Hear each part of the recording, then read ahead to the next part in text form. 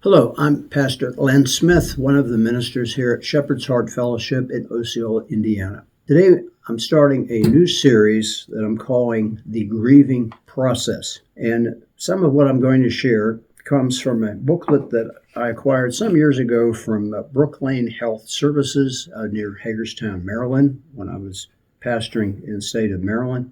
And as we talk about grief, I sort of wanted to say this as an introduction. You know, there are different things that happen to us where we experience grief. And as we go through some of these observations that I've had in the ministry of almost 30 years about how people respond to grief, I've sort of come up with about 6 different areas that people do experience loss or grief.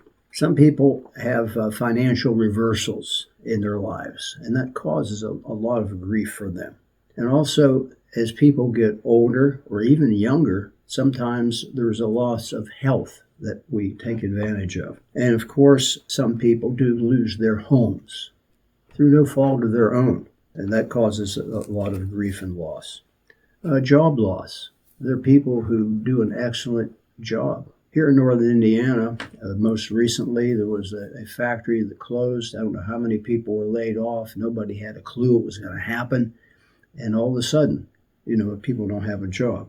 Or, of course, often we think about grief when loved ones pass on. And then there's an area that maybe people don't like to talk about too much, the grief of broken relationships. And so we're going to get into those as I share, different ways that people go through the grieving process. First thing I'd like to talk about is, what is grief? Grief is a natural reaction to any important change or loss.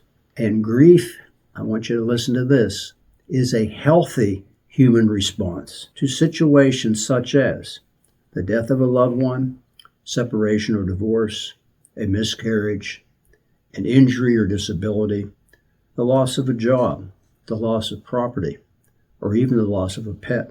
And some of you have understood the concept of the empty nest when children leave home. That also causes grief. But often the greatest loss we experience is when a loved one dies. A lot of research has been done about grief, and the loss of a loved one who is a child, no matter how old or young that child is a very intense time of grief. Grief is a painful experience. That's why as a pastor, I've often prayed for people to have healing as they go through the grief process. And sometimes people feel the pain will never end. But yes, the pain does subside. Some of you might be thinking, Pastor, why are you even talking about grief? Why should we understand grief? That's because everybody experiences loss or change at some time in life. I know normally we think about grief as loss, but grief is also change, because sometimes it's hard to accept things that are changing that we cannot control.